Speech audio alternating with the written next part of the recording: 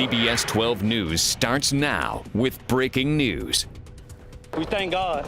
We thank God. And this is all you have? Yeah, this is all we got. We lost the car, all the clothes, school clothes, everything gone. Everything gone. Now at 11, Tropical Storm Harvey still dumping rain on Houston, and the National Weather Service says it will be coming for days. 18 counties in Texas right now under a storm declaration.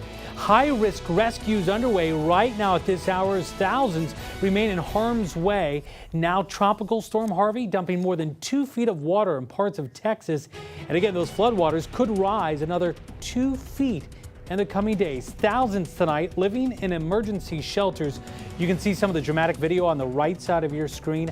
On the left side of your screen, we're also keeping watch on some tropical systems hitting Florida, waist-deep waters in Cape Coral, and live radar showing things are going to be busy for us all week long weather-wise. Let's get started. The CBS 12 meteorologist Michael Ehrenberg hard at work tonight tracking the tropics. Yeah, that's right, Greg. We have, of course, Tropical Storm Harvey now pulled up stationary over Texas, causing life-threatening flash floods in that area. And this pre-tropical cyclone here about to become the season's 10th depression or storm out there, so lots to go over this evening. First off, here's Harvey.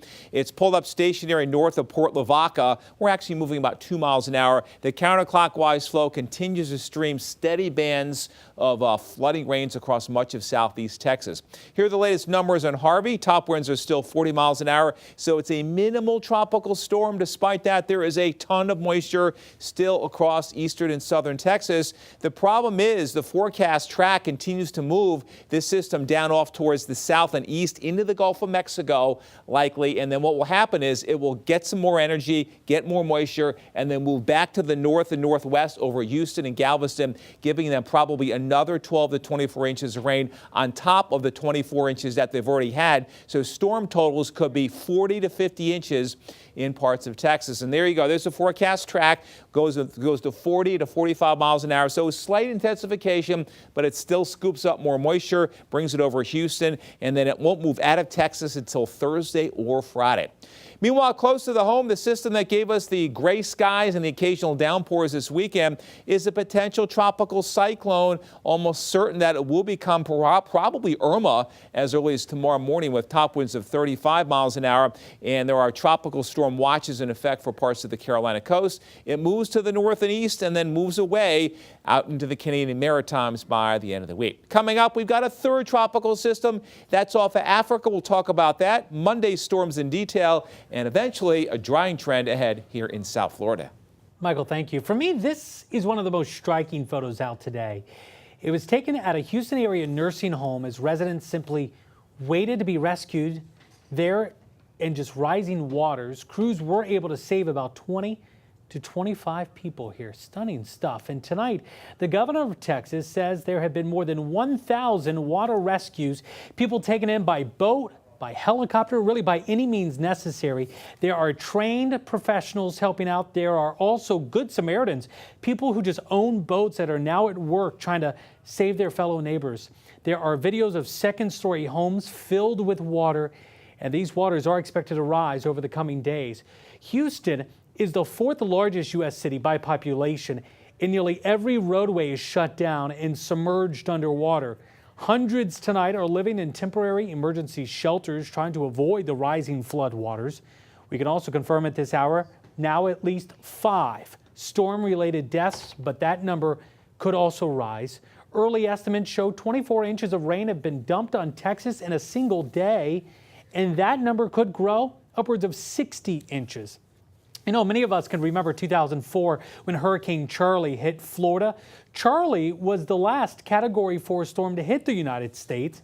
This is the first Category 4 storm to hit Texas since 1961. Our reporter Michael Locklear from WOAI is in Houston for us tonight. This city is difficult to navigate with so many closed roads, including major ones like Interstate 10. In the distance there, you can see the flood gauge has become uncovered, but still can't tell how many feet we have here. Probably 5 or so, judging by that submerged SUV that is slowly becoming uncovered, but the danger here is far from over. This is 10 right here. They came to see This is usually back to back with traffic. a busy freeway turned waterway. That's someone's poor car right there. Even a police officer snapping a photo of Interstate 10 on the west side of Houston. All traffic forced off about a mile from 610. In the past, it's been it felt like a lot of hype by the news people and the weather guys. No hype this time. It's just very real. Emergency officials say the conditions have slowed more help. Still, they're moving in. We saw dozens, perhaps 100 military vehicles heading toward Houston. Thousands of people rescued so far. Yeah, and it was like, help, help. Abandoned cars scattered citywide, and the water rising in homes tonight. Houston 911 overwhelmed with 56,000 calls by early Sunday afternoon. Go that way and then right through. Amid the chaos, Right through these 3 posts. moments of calm Canoeing down Woodway Drive. as people make the best of the bad. There you go. Just to get a picture. A memorable photo. The Houston police chief tonight says officers are running on fumes and their hearts ache as every hour brings more assets and also more rain. In Houston, I'm Michael Locklear reporting. There is a flood of help now coming into Texas. Some of that help coming from Florida. The Coast Guard stations in Jacksonville, Miami, and Clearwater are all sending a variety of ship and air assets along with crew members. And Florida Governor Rick Scott also sending assets and crew from Florida Fish and Wildlife. That include 25 FWC officers, 17 high water vehicles, patrol boats, and other resources.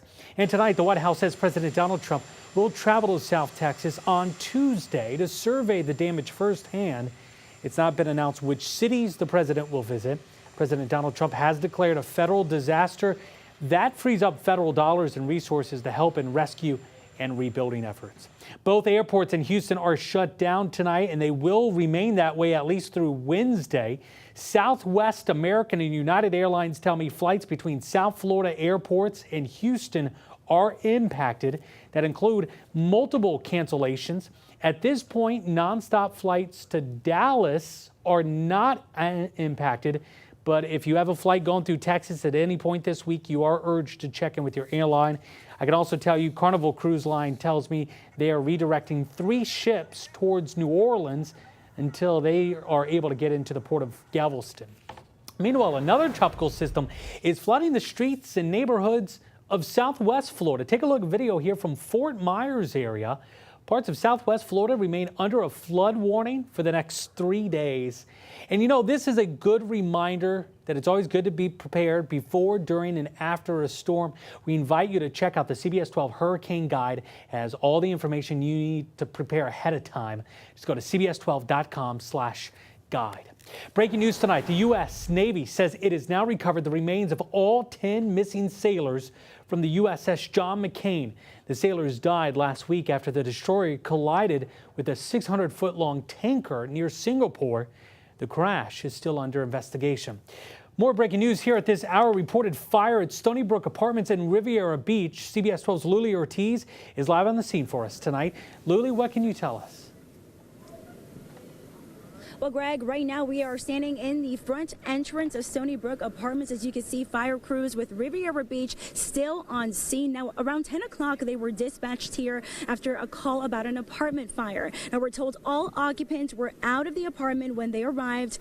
Now, we're not allowed to go inside, so it's really hard to tell how bad the damage of this apartment fire is. But as you can see, residents, including young children, outside tonight, just keeping an eye on things. Many of them tell me this is a scary yet familiar scene for them. Just earlier this month, there was a massive fire here where first responders rushed to rescue a baby inside a burning apartment. So again, that's what many of these people are talking about tonight. But in this case, very, very lucky for the people inside. They were all outside. Everyone is safe. But again, it's still a scene here. They're just keeping a close eye on things. Again, we can't see exactly how bad the damage is, but we are being told that the fire is still under investigation.